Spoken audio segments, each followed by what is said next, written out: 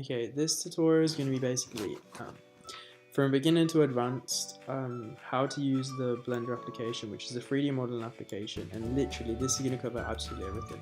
So anything you're going to want to model, as long as you can see it in your imagination or you have a good reference, I'd recommend reference, you will be able to model it.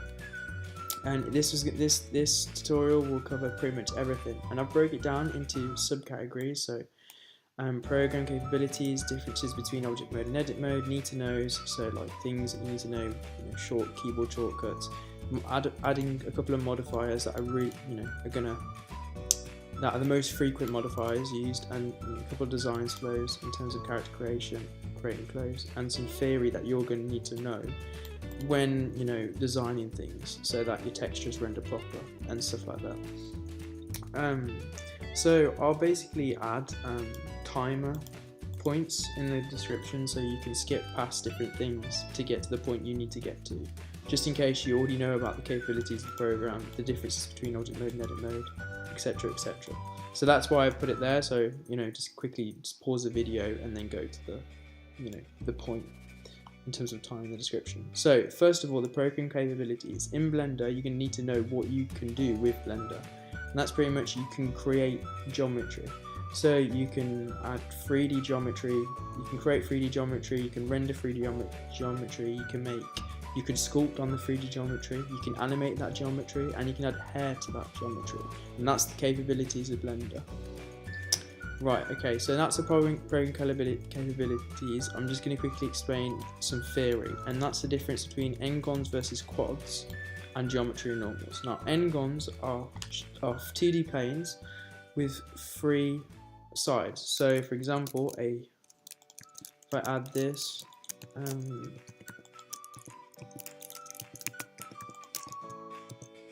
here, if I remove this vertex and I select that is an n-gon. This is a quad.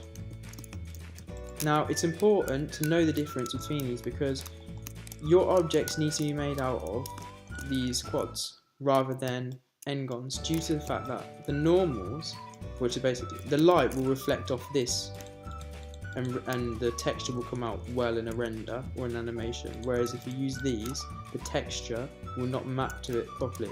So that's why you need to know the difference of that, and that's going to be important when you decide, when you're going on tackling, maybe you want to model a dragon or something. You need to make sure that the geometry is proper. And then you've got geometry and normals, which is basically what I just explained. So now that that's covered, I'm going to quickly go into, first of all, we're going to cover navigation, how to move around Blender. Then we're going to go on to the differences between object mode and edit mode. So, first of all, in Blender we have, let's get rid of these. Moving around, so zoom in, zoom out, that's middle mouse, forward and back. Middle mouse, hold it down, and moving around like this, and that shall, middle mouse and moving about, that shall rotate around the object, and shift the middle mouse and moving left to right, that will basically move around the object like this. If this doesn't work for you, you want to go to File, User Preferences, and make sure that you've got Emulate 3-button mouse on, or yeah, I think that's it. And you want to, if you're a Mac user, you want to put Emulate Numpad, because if you press 1, it goes to front view, 3 goes to side view, 7 goes to top view, and 9 it goes to, that's the bottom view, yeah. If you press Control 1, it goes to the back view, and then it goes to the opposite, and Control 3, bloody blah, it goes to the opposite, basically. So if it's a right, if 3 goes to right, then Control 3 goes to left. That's going to be good. And to change between perspective and orthographic, you press 5. The difference between perspective and orthographic is important to know. Now, perspective takes into account that things merge to a point. So if you look at this, this is the 2D floor, it's merging to that point over here, and you can see that the geometry is merging to that point. Now, if I press 5 again, it goes into orthographic, and that's where the object doesn't merge into a point, and it basically stays, it's perfectly symmetrical all the way around. It's hard to explain, but you can tell the difference straight away, the difference between perspective and orthographic. Perspective merges to a point, orthographic, it's just 3D objects, 2D. Okay, so that's the different, well, that's navigating. now the differences between object mode and edit mode. Now, this is object mode. I can move it around. So obviously navigation, you're probably going to need to know these now. G moves the object. I think a G for grab. R rotates the object, and you want to press left click when you want to finish that rotation, and S scales it. So R for rotation, S for scale, and G for grab. Now, you want to select objects, you right click. If you left click, you're probably thinking, what the hell is this thing here? Now this is a pivot point, and that's going to basically change where the scale goes or the rotation goes, and I'm not going to cover that now, but that'll be later on in the video. That's here. That's underneath the nose, or no, sorry, difference with your pivot point, so I put it here. So anyway, object mode and edit mode. This is object mode. You press tab to go into edit mode. So that's the difference between object mode and edit mode, but here's the actual difference. In edit mode, you can actually move the vertices. You can change the geometry. You can, say you want to pull this out here, you want to extrude a face. You can actually change the geometry. In object mode, if I press it again, you can see the difference here as well. It comes with edit mode or object mode. You can't edit the geometry. However, you can edit the geometry in terms of modifiers, which, for example, subdivision surface modifier, it looks a bit like a shoulder pad. So this is where you need to know these sorts of things, because if you're doing a shoulder pad for a character design, it would be nice to know that that was an extremely quick way to model this shape. So, we go on to images. So that would be an example of the modifiers, which we're going to cover in part D. So let's get rid of that. In object mode, you can add modifiers. In edit mode, you can play with the geometry. Also, it needs to be added that in Blender, you can have multiple objects. So I've got, look, I'm adding lots of these things with Shift A. That's how you do that, by the way. Shift A, and then you bring up what you want to do, and then press. If you want to edit that individual object, you press the tab button, or you go here into edit mode, and then you want to pull one of these vertices by right clicking it and pressing G, and then you go into object mode, click another object, and then do the same again. Press G, move a vertex. Now to get out of that, obviously you've got to get into a different object. You've got to go into object mode, because you can't edit both of them. If you want to edit both of them, you have to combine them as one object. So you'd have to shift click and then press Ctrl J to join them, just as you would in Photoshop if you were joining layers or something like that. So to select vertices, it's right click. To move them, it's G. To rotate them, you can't. Well, yeah, to rotate them around a pivot point or around the individual origin, which will be its point, so it won't move if you do that. You can still basically scale, rotate, and move individual vertices, or a couple of vertices. For example, you just shift right click. Anyway, so that's the difference between object mode and edit mode, which is really important for obviously basic stages of adding objects in Blender and stuff. Right, now I'm gonna cover this this pivot point. Now, this left click here is gonna change your pivot point. If you press Shift C, it will go straight back to the middle, and it will reset it, and it will reset the pivot point. But basically, you can scale an object towards that pivot point by pressing 3D cursor, and then when you press S to scale, it will go towards that pivot point. You press R to scale it, go around that pivot point, which can be really useful if you want to, it just gives you that power to have more freedom with your editing. If you use individual origins, it will obviously, these are two separate objects, but they're combined, and they both have an individual origin, which is normally the center of mass. It is usually, as default, the center of mass. The median point, however, if you notice here now, sorry, it's better if I use scale. So individual origins, and scale it, they both get bigger.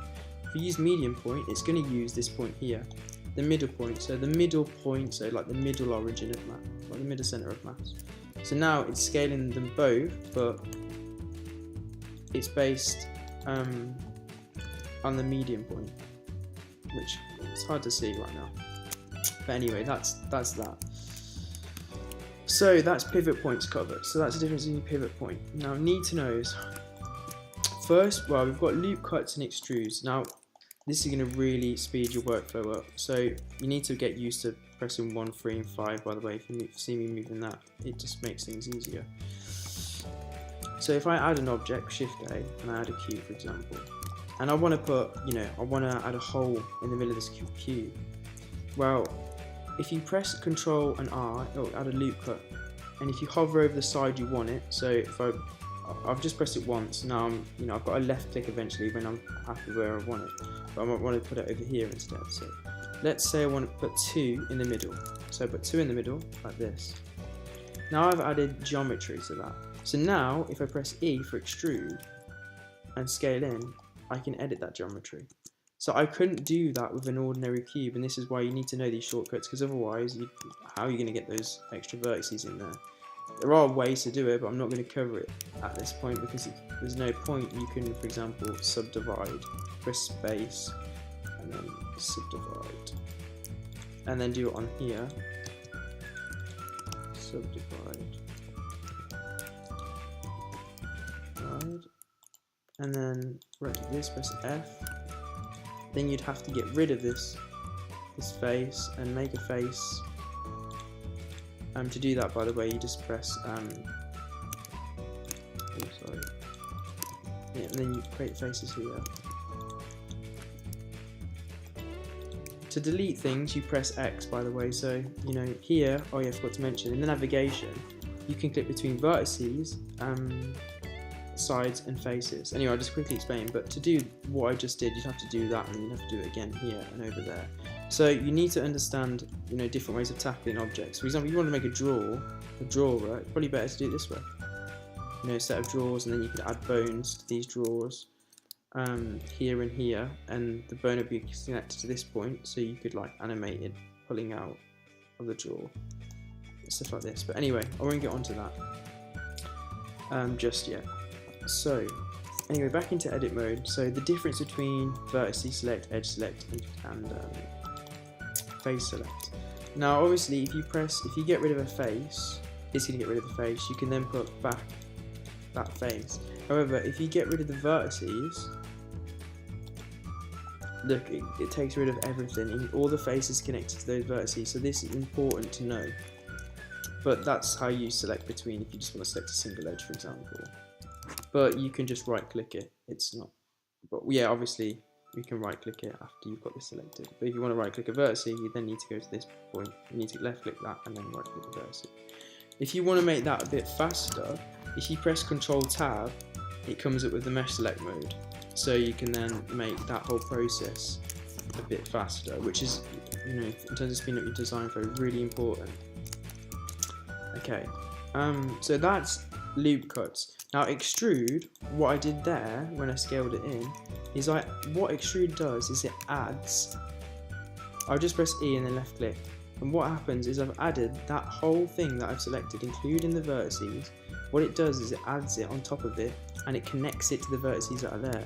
So if I press it here and do it again, I press E and then left click, what it's doing is it's made a replica of that face and it's attached it to the face that it was sat on.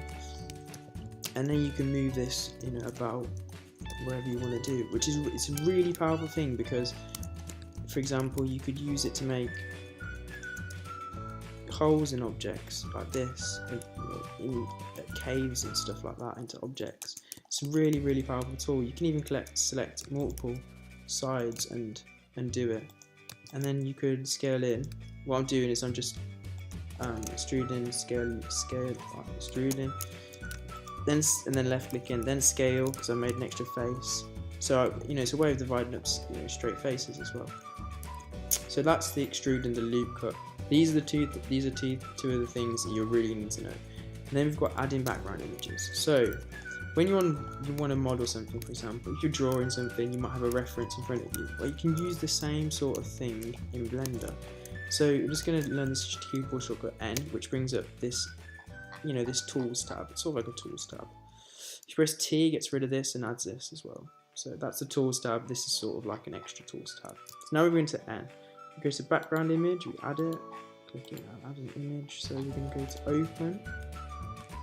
It's desktop, it should be texture folder, and what I'll do is I'll add click my background. And why it's important to know the difference between these 1, 3 and 5 and these other views is that when you snap to these views, based on which axis it's pinned to, you can then see the reference. So now I've got it onto the right, so when I press 3, it's there. But if I go into Control 3 and I go to the left side, it's not there. So I press 3 again and the image is there. Put it on the left, and then press Control 3, it'll come up. Now that's really, you know, useful because you can, for example, have this, you could have one, I'll add another one, I'll add the same exact image.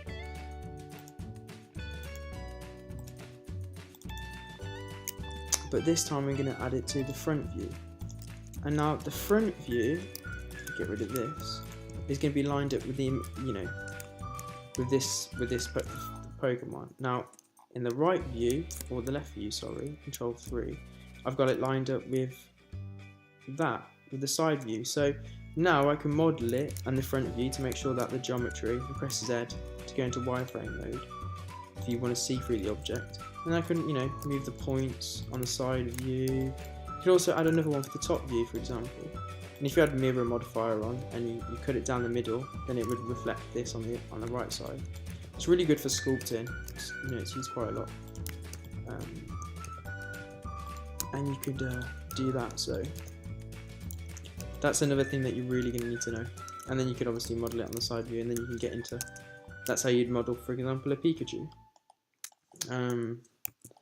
That's how I modelled one. It's not a very good example, but if I go into Pikachu, I modelled that the other day, and it didn't take long. It's not the best example, to be fair. You need the textures, and nose isn't very good.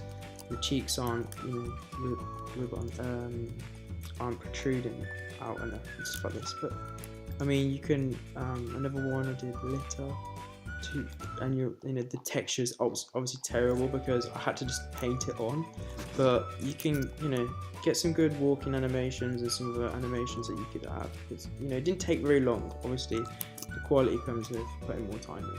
So anyway, I'm just gonna press Command N, sorry, add a new, and get back to this stage. So we've covered extrudes, added background images, now we're going to cover camera to view. Now something you can do in Blender is render images. So if I press 0, it gets me into the camera. So obviously we've got this camera in the canvas. If you press 0, it will show me what it's going to render in that image. So if I press render now, in this tab here, it will render that square. If I want to change the lighting, then I just move the lighting. I can change this to a heavy lamp, you know, add a lamp here, Shift A, or a point lamp, or spotlight, and then just rotate Z towards the object. And it will change,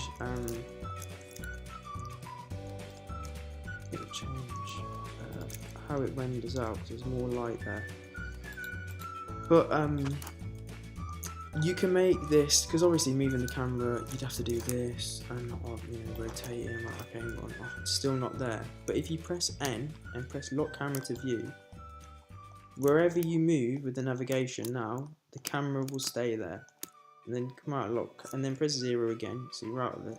Press render, so now I can change basically what I want to render.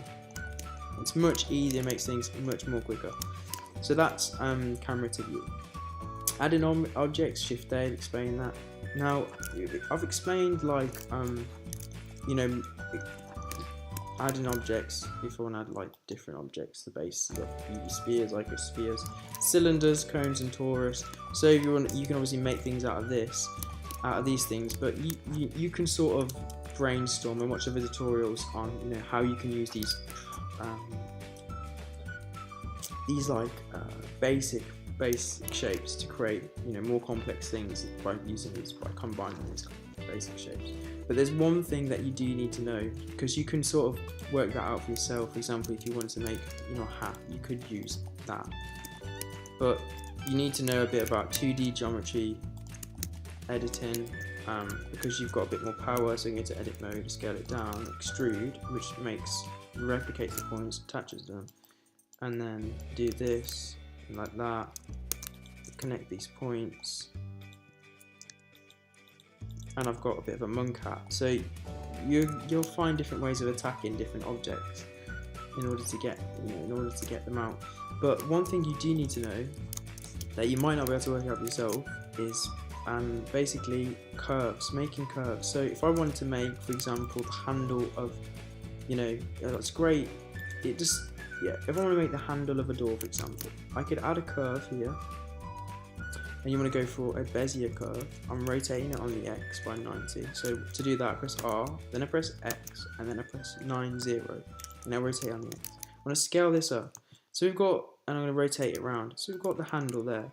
Now, all you've got to do is add a second one. It has to be a NURB circle, and then I rotate it on the X 90, and then right click this, and pull this across here. In this section of this scene tab here, you can taper the object, and you click NURB circle,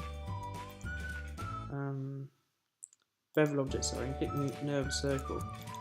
See how it's changed it? So I'm going to move this over it, and I'm going to make this smaller.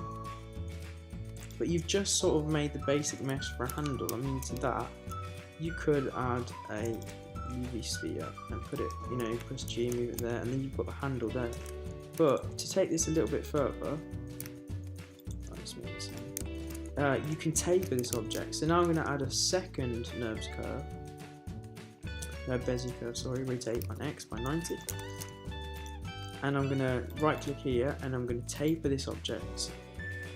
Now what this is doing is, you see how it basically, I only rotate by 90, it's taking the thickness, so it's sort of tapering the object. So if I want to change the shape, the general shape of it, I'm able to do it. And I can even, it will follow it in 3D-dimensional, so if I click these two, no,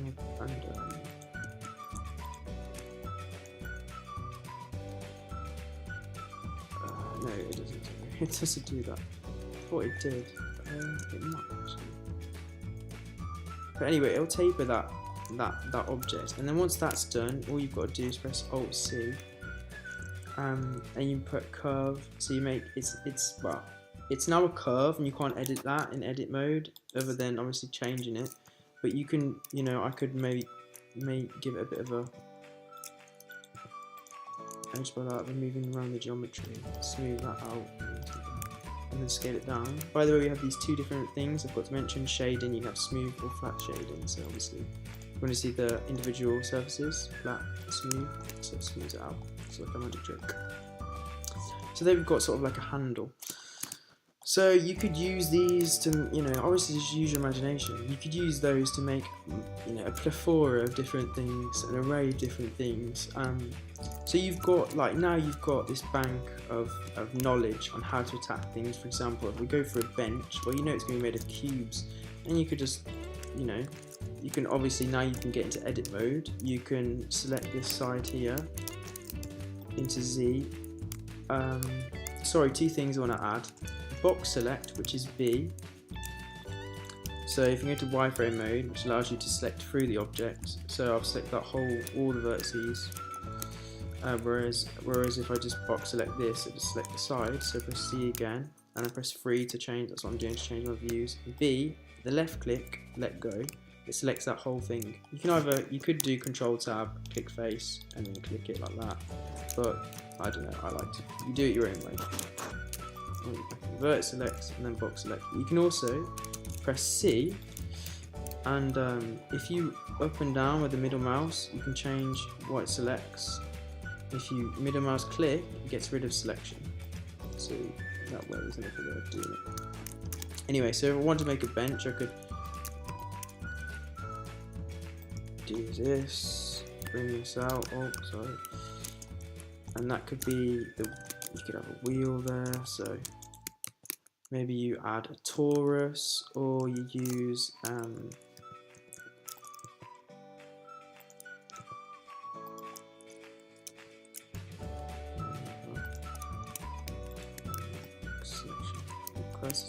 Shift S, cursor selected. Basically, the origin point, when you add an object, that's where it'll go. So if I click over here, press mesh, right, and then add something, I'll add it there. But if I click on an object, press Shift S, it will put that cursor to the selected object, so that when I add an object, it's then directly,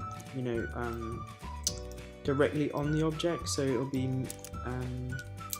completely equal on both sides. How do you say it? Parallel on both sides, symmetrical on both sides. So what I'm going to do is scale in the Z, scale in the X in object mode, because you can do scales and rotations in object mode. And then I'm going to go into edit mode, select these, pull this out, and then obviously do two of these, and then obviously bring these down, scale in the Z, which isn't the best example. Obviously I'm trying to get it work like a bench or something that you could then lift up and then roll. But basically what I'm trying to say is you've now got the tools to make any shape you want, which is, it's really important. And you're obviously the more tools you have, the more shapes you can create, and that's why this whole tutorial is going to cover everything you need to know. So we're going to move on now, but I just wanted to make that so you could see how applying some of the knowledge you've learned can create some objects. Now you're thinking, oh, I'm going to look at this object, and this is why I'm going to go into bevel in a minute. Is it bevel, edge bevel? I've just done the taper and bevel in the end curve, so we're going to edge bevel. So we've got this thing in, be like, oh, I want the sides to be a bit more neat, a bit more curved. You press Control B and then hover to a point. See how this here is moving down. Once you've got to a point, move the middle mouse pad, and that will add the curve. The more of these, the more smooth the curve, the less smooth the curve will be. So what we're doing is we're beveling it now. So I'm going to go all the way to there and add that much, and then left click when I'm finished, and it's beveled this whole object. Now when I add smooth to that, if I add a few loop cuts here, it will render nicely. Press Command Z, which undoes it. It doesn't render so nicely due to the fact that it doesn't have much geometry. That's why it's doing this thing over here. There's not many normals to reflect the light, and that's why it's important to understand this n-gon thing. The quads, and the fact that the more geometry something has, the more light, the more normals there are, so the light will reflect it off it properly. So that's just adding edge loops in. But you could just press Control T and then go up and down with the middle mouse, or Control R, sorry, and then press 7, 6, or 3, or 2 on the numpad, and it will come up with that amount. So that's the bevel, but you can let's just play around with it. So get used to using it. You could add a single edge, Control B, and you've got that. You've got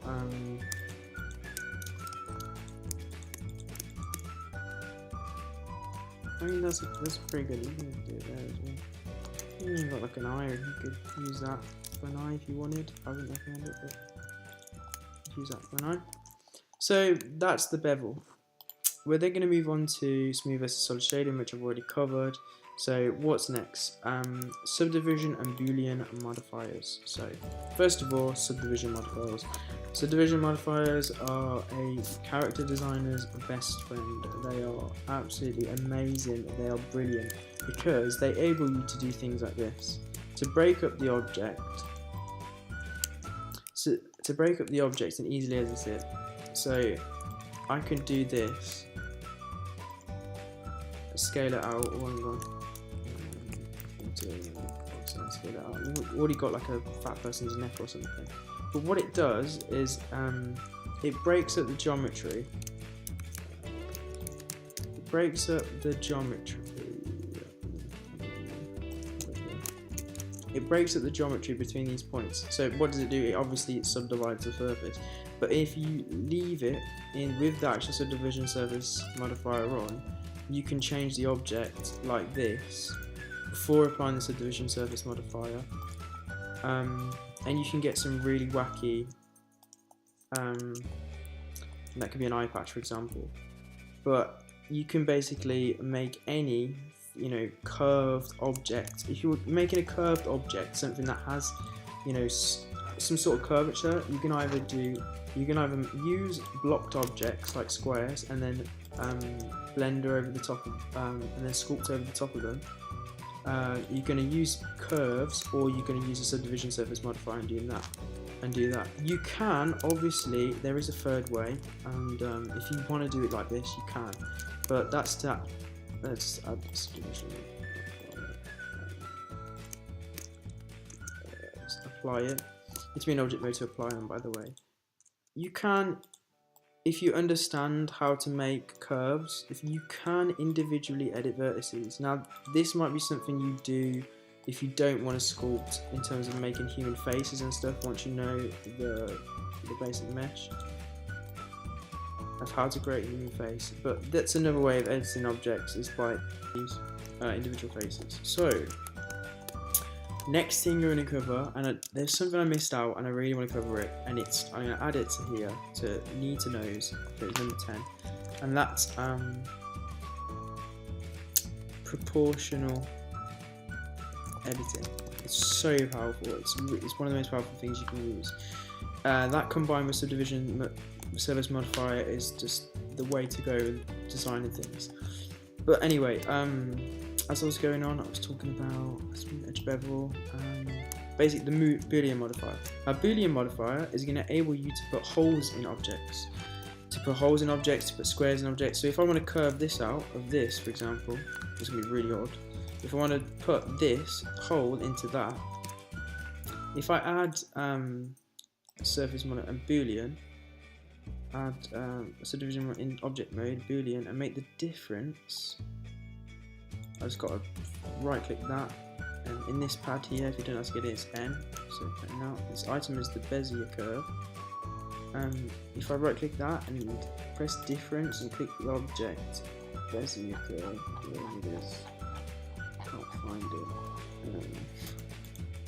Control J.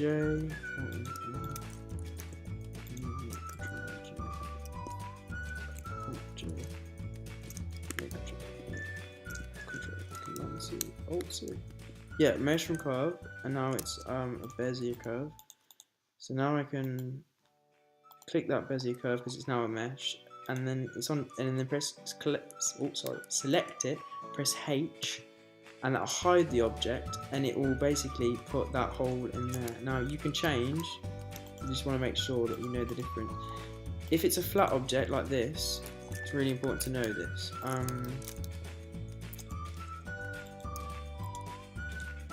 It's a flat object, so let's choose that cube, and this cube is number 7. So I just checked there, 7, and then hide this cube. See how it's not smooth, but if I press Command Z, and now make this cube smooth, and then press H to hide it. It's the difference, the intersections smooth, and then if I smooth that, it's even more smoother. But the reason why it's doing this is because of the quads around this object, and it's not able to reflect the light very well. So you need to add subdivisions, and you'd get rid of that because there's more geometry. But it's probably not best to do the whole. Well, yeah, that's the best way to do it. And then you've got sort of like a pectoral muscle there. If you wanted to model a pectoral muscle there, but you would, to do human forms, it's always best to sculpt. Like, I'd always recommend to sculpt. Now you can use Blender. If you've got the money to get ZBrush, I'd recommend it because the power of ZBrush is amazing, but it's more complicated. Obviously with more power is more complication. Now Blender's a free application, so it's brilliant. I would just, you can sculpt and do whatever you do in ZBrush in here, but just not to an extent. And I'm not going to go to sculpting just yet, but if you want to start sculpting without any help, you know,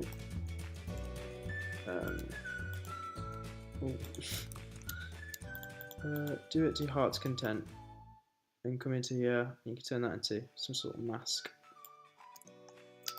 And sculpting can be quite powerful. Well, I'll make a separate video. Well, I will go on to sculpting later on.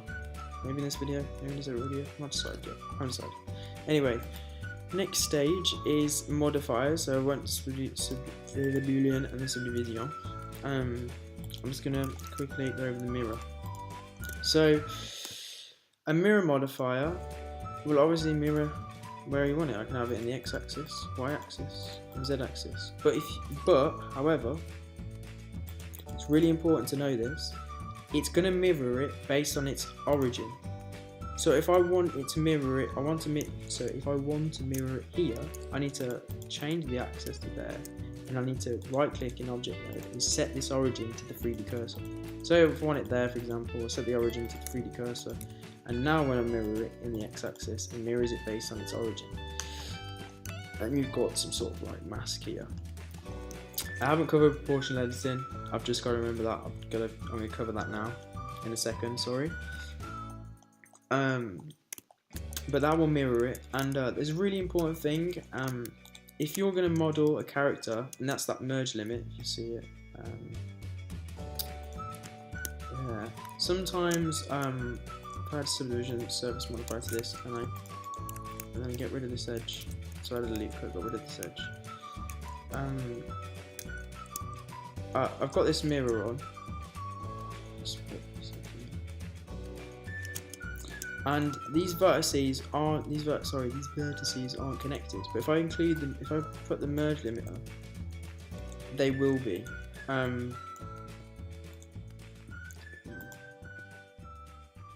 See how they snap together? And it's important that that happens. For example, if you do apply a subdivision modifier, for example, you're making a t-shirt or something, and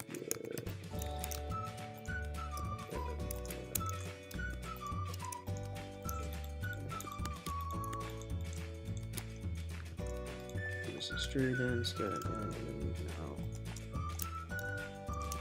She's making a t-shirt, for example, and you wanted this to be closed, you wouldn't want that. You can get that nice effect, like it's open, like an open t-shirt, or whatever. But if you want the vertices to merge, you need to increase this merge limit, so that when they get together, they will snap like this. Otherwise, they won't.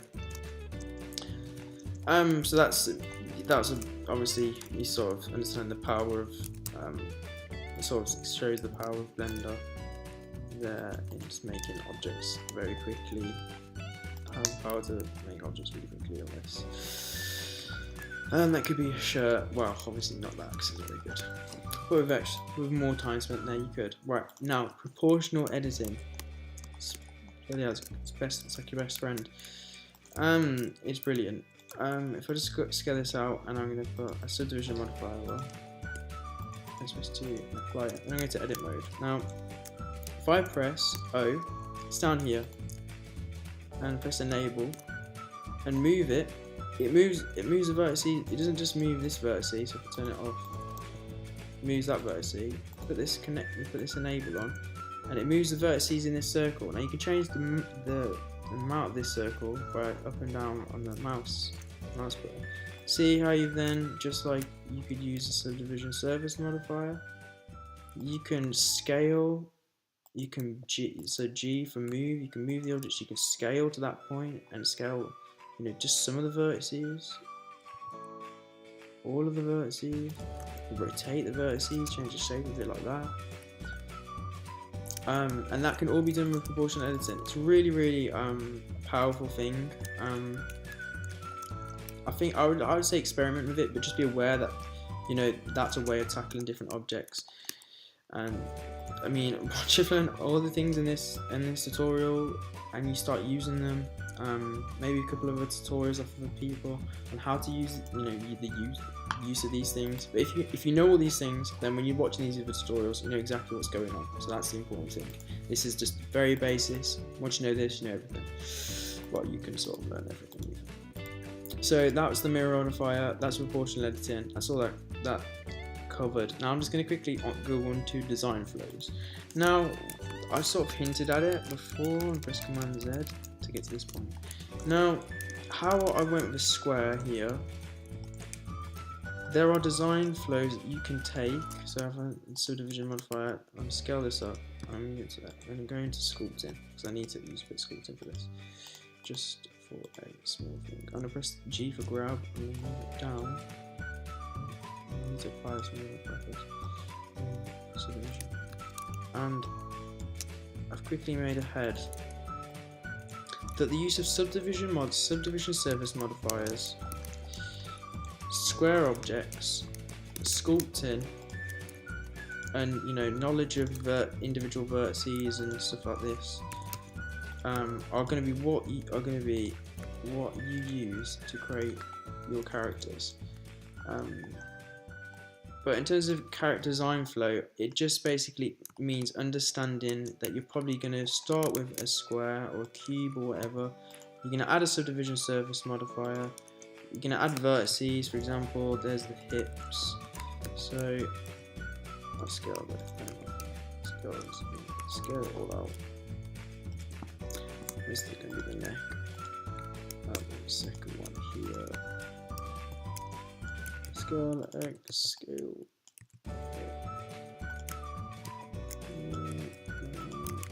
Scale X. And you can start to make a form for the body to then sculpt on. So what you're going to do is you're going to make the base. You're going to sculpt on that. So then you sculpt the pectorals, the abdominals in sculpt mode, and then that's how you're going to do it, because you want a nice base for when you add the sculpting, and that's what your design flow is going to be. Also, use the background images. If you practice sculpting Goku, practice sculpting Naruto characters, or more three-dimensional objects, or even I would recommend, I've started doing this and it really does help, downloading a 3D object. I do not own this file, I just want to put that out. Open recent sculpting trial 2. No, open recent. Hang on, I've got it in my downloads. Shouldn't put standard name solution trial.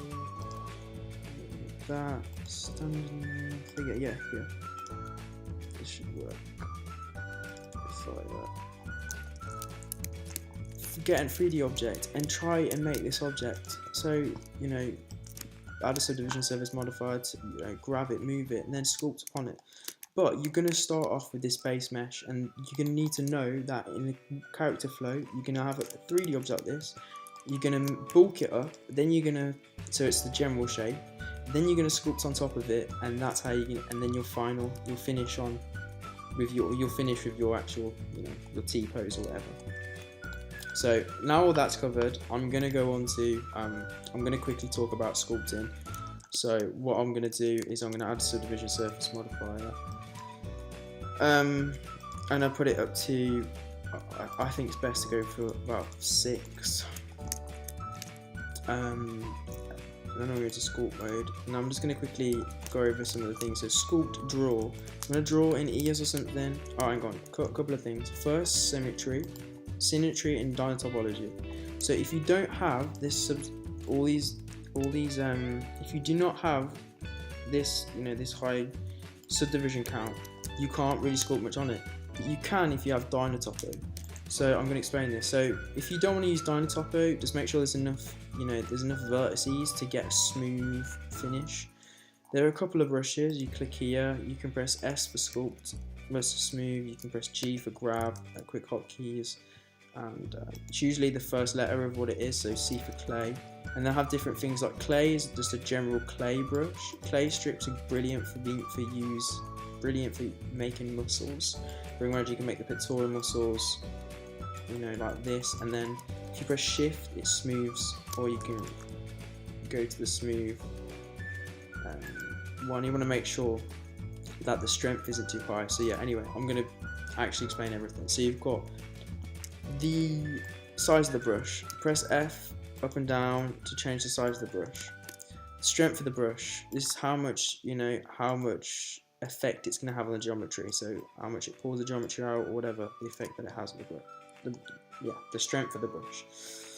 You can have a brush do the opposite of what it does. You can either press Control, for example, I'm doing Control and I'm getting rid of all this. If I use the draw brush, it'll be more apparent what's going on. Press Control and it's now, instead of drawing, it's subtracting. Same with the clay strips, press Control, and it's doing the opposite of what it normally would do if you turn the strength up to that. It's really apparent.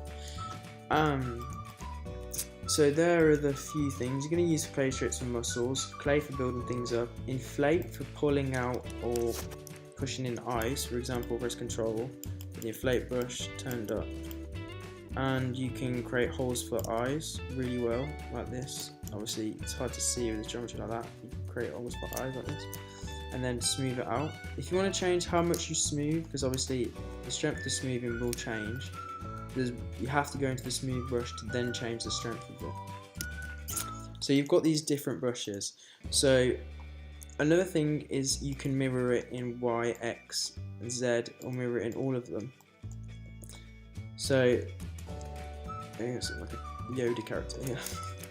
You do it in Y and Z, or you can just do Y and X, or just do it in Y. You can just Y and Z, or just top and bottom. You've got that. Now I wanted to explain dynatopology, and I'm going to do that now. So I add an object, cube, and I add it. Add it here. And I'm going to scale this out. I'm going to move over to here. Now, because it doesn't have any vertices, trying to sculpt on this, like I can turn this off. I can move the vertices, but there's nothing to actually sculpt on. So if I want to go, if I use a clay strip,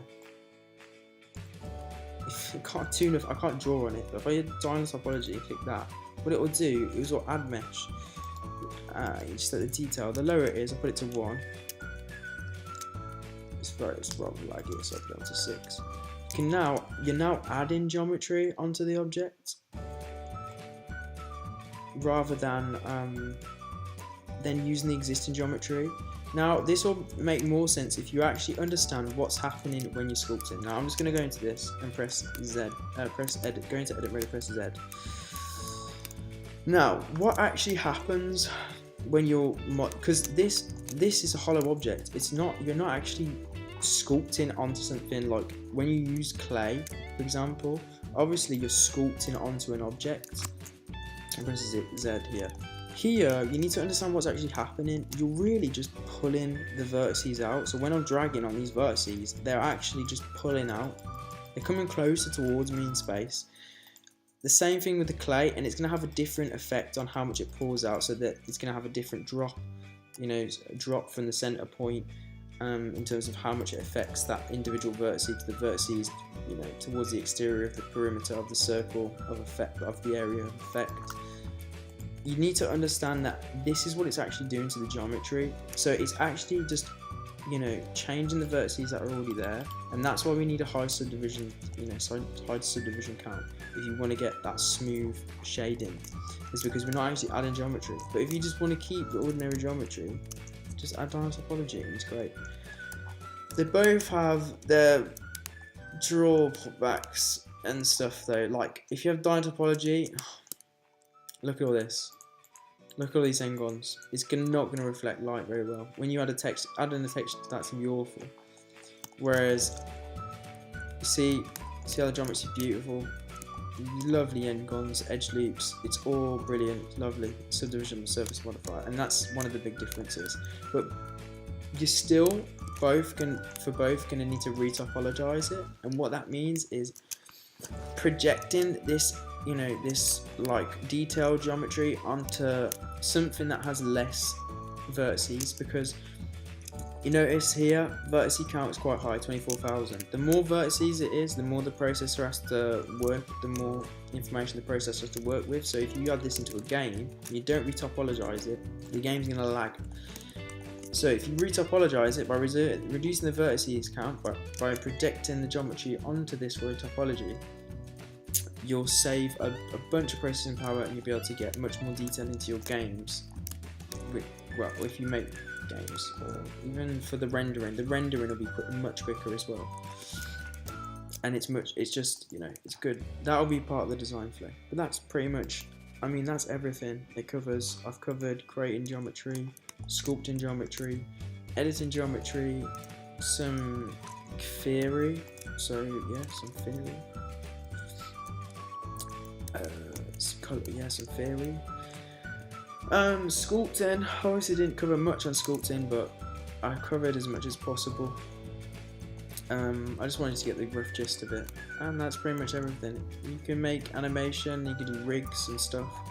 If you want to learn how to make rigs, just make a comment and I'll do that if I have the time. But there's plenty of tutorials on YouTube. I thought I'd add this anyway. Alright, cheers for watching.